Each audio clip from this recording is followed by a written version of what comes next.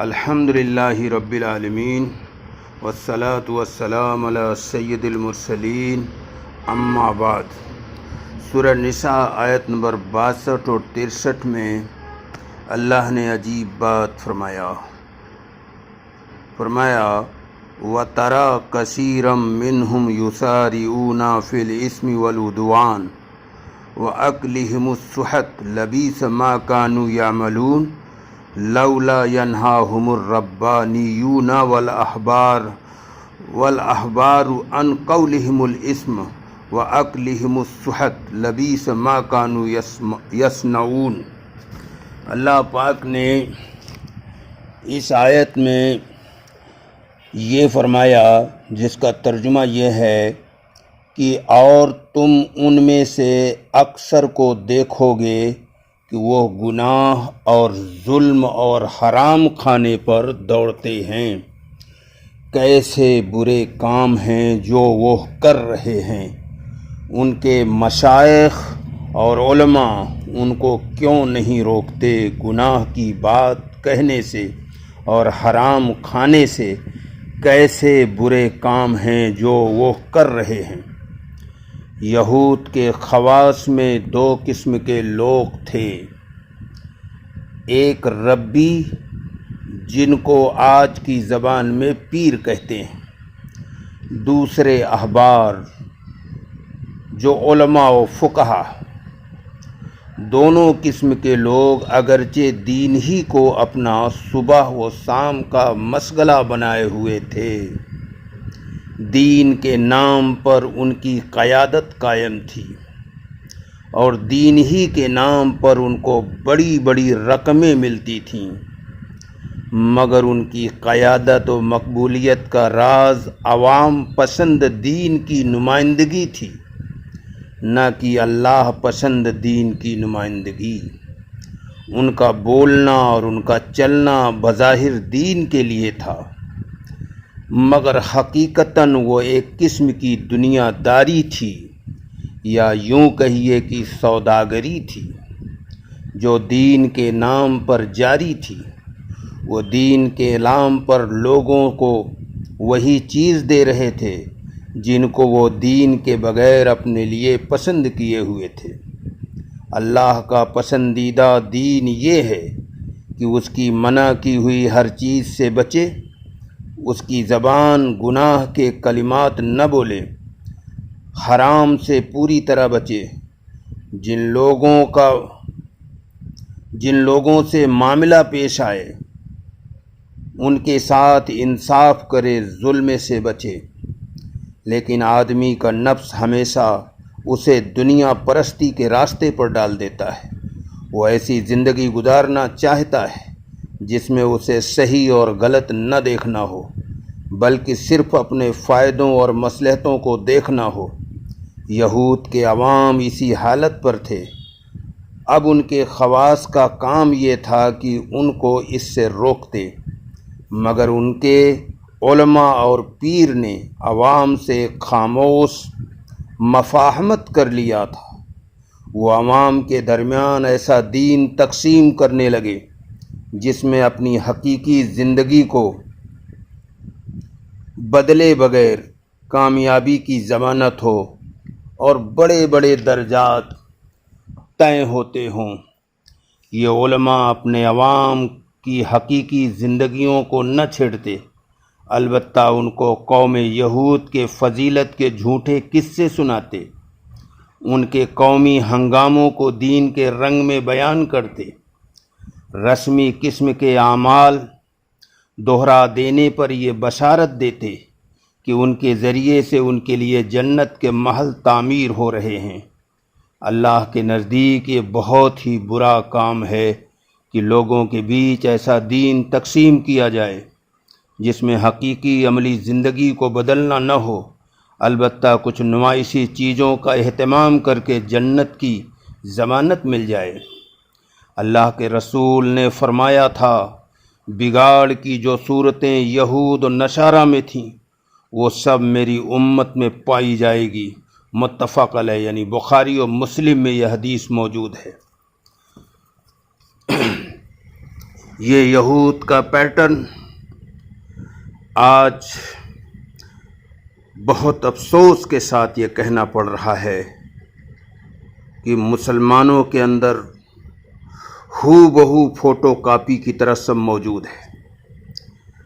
ان میں سے چند قابل غور ہیں تو بہت، لیکن تفصیل کے ڈر سے چند ہی لا رہا ہوں۔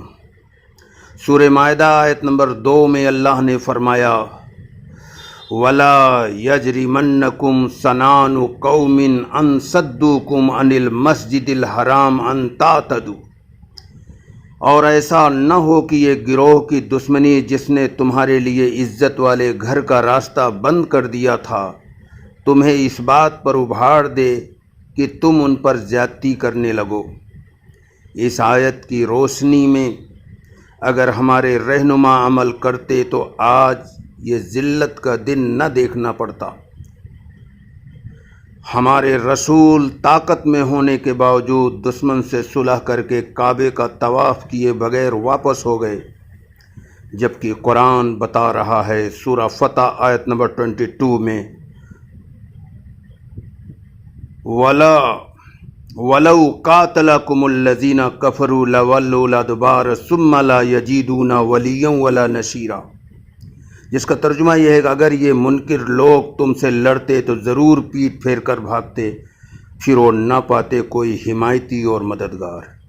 یعنی اللہ یہ بات خود بتا رہا ہے کہ پیغمبر طاقت میں تھے، مشرکین کمزور تھے، اگر جنگ ہوتی تو پیغمبر کو فتح ملتی اور اس فتح کے ذریعے بہت بڑی بڑی کامیابیاں ملتی، لیکن پیغمبر طاقت میں ہونے کے باوجود مشرکین سے صلح کر کے کعبے کا طواف کیے بغیر واپس ہو گئے، اور اس کی جو حکمتیں و مصلحتیں تھیں اس کو بھی اللہ نے اسی سورہ فتح آیت نمبر 25 میں بیان کر دیا، جس کا مفہوم یہ ہے کہ اللہ نے یہ بتایا اس آیت کے اندر کہ اگر یہ بات نہ ہوتی کہ بہت سے مرد و عورت جو مخفی طور پر وہاں ایمان لائے ہیں،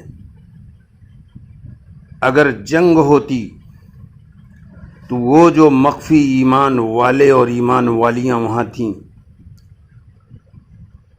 وہ بھی مشرکین کی طرف سے آتے، چونکہ وہ تو مخفی تھے، اور پھر اس جنگ میں وہ مارے جاتے۔ ان تھوڑے سے لوگوں کی جان بچانے کی غرض سے طاقت میں ہونے کے باوجود پیغمبر صلح کر کے واپس ہو گئے۔ اور ایک وجہ اور سورہ فتح آیت نمبر 25 بتایا کہ بہت سے ایسے لوگ تھے جن کے بارے میں یہ توقع تھی کہ وہ بعد میں اس سچائی کو ایکسیپٹ کر لیں گے۔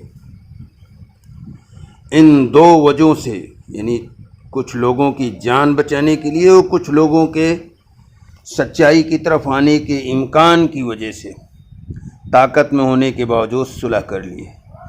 ہمارا حال یہ ہے کہ ہم مچھر بھی مارنے کے لائق نہیں ہیں، پھر بھی اکڑے ہوئے ہیں، اور ہماری اکڑ نے ہزاروں نہیں لاکھوں ایمان والوں کا خون بہا دیا اور بے شمار انسانوں کا خون بہا دیا۔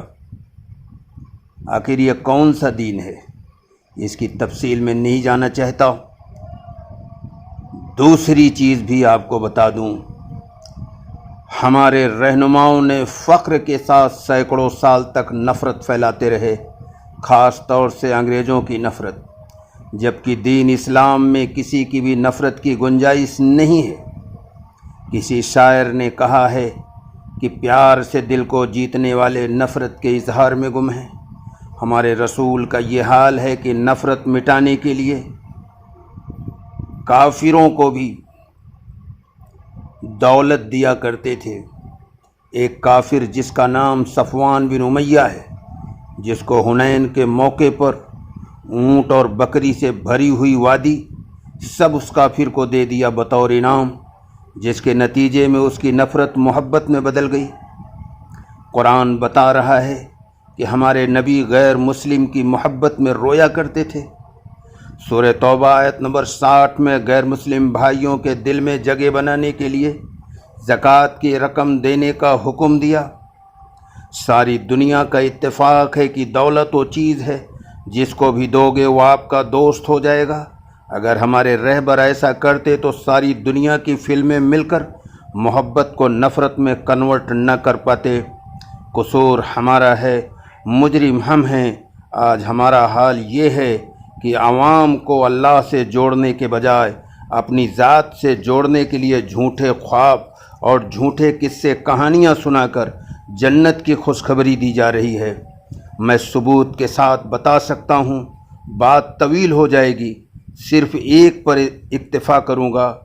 ہماری دین کی ایک کتاب میں لکھا ہے کہ ممساد دینوری رحمۃ اللہ علیہ کا جب انتقال ہونے لگا تو ان کے ایک چاہنے والے نے جا کر کے کہا کہ اللہ آپ کو جنت عطا فرمائے۔ انہوں نے کہا جنت تو 30 سال سے جنت 30 سال سے آراستہ ہو کر روزانہ میرے سامنے حاضر ہوئی، میں نے ایک مرتبہ بھی نظر اٹھا کر اسے نہیں دیکھا۔ دنیا کے سارے جھوٹے چٹکلے بھی اس جھوٹ پر پھیکے پڑ جائیں گے۔ آدم علیہ السلام سے کر محمد صلی اللہ علیہ وسلم تک کسی نبی کے پاس جنت نہیں آئی، اور ہمارا قرآن یہ بتا رہا ہے کہ دنیا میں کوئی جنت نہیں دیکھ سکتا، لیکن ممساد دینوری کے پاس 30 سال لگاتار روزانہ جنت آتی رہی۔ حد ہو گئی اس جھوٹ کی، اس بے بنیاد قصے کی۔ بہت ہے تو میں نے ایک اشارہ کیا، اتنے ہیں کہ سینکڑوں ہیں، اگر وہ بتایا جائے تو کئی دن ان کے لیے چاہیے۔ بعض لوگوں نے تو اس پر پوری کتابیں لکھ دی ہیں، میں اشارہ کر رہا ہوں۔ ایک تیسری چیز بہت ہے، اس میں سے ایک تیسری چیز بھی جان لیں۔ ہمارے رہنما کہتے ہیں کہ مسجد فرش سے عرش تک مسجد ہے، ایک دم جھوٹی بات ہے۔ قرآن حدیث میں کہیں بھی اس کا کوئی ثبوت نہیں ہے۔ ہمارے رہنما نے کہا کہ اردو ہماری زبان ہے، خاص طور سے 1947 کے دور میں تو خوب اس کا پرچار کیا، مائک سے دھواں دھار اس پر تقریریں کی گئی کہ اردو ہماری زبان ہے۔ ایک دم جھوٹی بات ہے۔ جو آدمی جس علاقے میں جہاں پیدا ہوتا ہے وہی اس کی زبان ہوتی ہے۔ اور سورہ ابراہیم آیت نمبر 4 میں اللہ نے ارشاد فرمایا وَمَا أَرْسَلْنَا مِن رَّسُولٍ إِلَّا بِلِسَانِ قَوْمِهِ لِيُبَيِّنَ لَهُمْ، ہم نے ہر قوم کے اندر اپنے نبی کو اسی قوم کی زبان میں اپنا پیغام دے کر بھیجا تاکہ آسانی سمجھا سکے۔ قرآن صاف طور پر بتا رہا ہے کہ جس قوم کی جو زبان تھی اس زبان میں نبی آئے، سریانی زبان میں نبی آئے، عبرانی زبان میں نبی آئے، عربی زبان میں نبی آئے، بعضوں کی تحقیق ہے کہ سنسکرت زبان میں بھی نبی آئے۔ تو جس علاقے میں جو نبی بھیجا گیا وہاں کی جو زبان تھی اسی زبان میں اللہ کا پیغام پیش کیا گیا۔ یہ بالکل جھوٹی بے بنیاد بات پھیلائی گئی کہ اردو ہماری زبان ہے، اور اس کا نقصان یہ ہوا کہ جب کچھ لوگ یہاں سے سندھ پہنچے تو وہاں زبان کی وجہ سے جو تعصب پیدا ہوا اور اس کی وجہ سے ہزاروں لوگ قتل کیے گئے اور بے شمار خون بہا۔ جب بھی قرآن حدیث کی جگہ پر کوئی اپنی طرف سے چیز داخل کی جائے گی تو اس کے نتائج بھی خود ہی کو بھوگنے پڑیں گے۔ ہمارے رہنما مدرسے میں زکوٰۃ لگاتے ہیں، جبکہ سچائی یہ ہے کہ جو مدرسے میں زکوٰۃ دے گا اس کی زکوٰۃ ادا ہی نہیں ہوگی۔ ہمارے علماء کی بڑی تعداد کہتی ہے کہ صرف کلمے سے جنت مل جائے گی، جبکہ قرآن کی بہت سی آیات اس کی تردید کر رہی ہیں۔ ہمارے علماء نے کہا کہ علم صرف دین کا علم ہے، یعنی قرآن اور حدیث، باقی سب ہنر ہے پیٹ پالنے کا۔ یہ بالکل بے بنیاد جھوٹی بات ہے، اور ہماری اس بے بنیاد جھوٹی بات نے ہمیں دنیا میں، علم کی دنیا میں 200 سال پیچھے کر دیا۔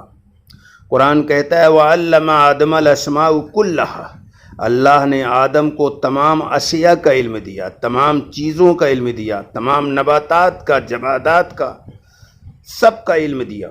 تو قرآن تمام چیزوں کی معلومات کو علم کہہ رہا ہے، اور ہمارے رہبر اس کو ہنر کہتے ہیں۔ قرآن علم کہے، ہم ہنر کہیں۔ اللہ کے رسول نے فرمایا، مسلم کی روایت ہے باب العلم میں، کہ میتھمیٹکس کا علم حاصل کرو۔ پیغمبر میتھ کو علم کہیں، ہم ہنر کہیں۔ اور یہ تو ایسا موضوع ہے کہ اس پر کئی گھنٹہ بھی اگر بولوں تو کم ہے۔ مختصر یہ ہے کہ میتھ تو ایک ایسی چیز ہے کہ ہماری چھوٹی سے چھوٹی چیز میں میتھ داخل ہے اور بڑی سے بڑی چیز میں میتھ داخل ہے۔ اس دنیا کا وجود ہی میتھ پر ہے۔ اگر میتھ نہ ہوتا تو ہمارا وجود ہی نہ ہوتا، اور یہ دوسرا مضمون ہو جائے گا، ورنہ میتھ سے ہی خدا کا وجود آج ثابت کیا جا رہا ہے۔ ساری دنیا کے دہریے لاجواب ہو گئے۔ اور یہ جو جمنا ندی کا پانی ہے جس میں ساری فیکٹریوں کا گندگی بہہ کے جاتی ہے، اسی کو جدید ٹیکنیک سے پانی کو پاک کر کے پھر وہی پانی پورے شہر میں سپلائی کیا جاتا ہے۔ میں اس کا نام بول رہا ہوں جو جدید نام ہے، اور پھر ہمارے مفتی صاحب اور مولوی صاحب سب اسی سے وضو کرتے ہیں، اسی سے نماز پڑھتے ہیں۔ یہ پاک کرنے کا علم، صفائی تو آدھا ایمان ہے، یہ آج ہمارے پاس نہیں ہے۔ یہ کون لوگ پاک کرتے ہیں؟ یہ ہمارے یہودی بھائی، عیسائی بھائی، ہندو بھائی، یہ ہیں جو اس کو پاک کرتے ہیں۔ تو پاکی آدھا ایمان ہے۔ اگر یہ علم نہیں ہوگا، اس کو ہم دنیا کہہ دیں گے تو ہمارا وضو ہی نہیں ہوگا۔ ایک مثال دے دیا، بہت ساری چیزیں ہیں۔ تو بہرحال علم کے بٹوارے نے ہمیں 200 سال علم میں پیچھے کر دیا دوسرے لوگوں سے۔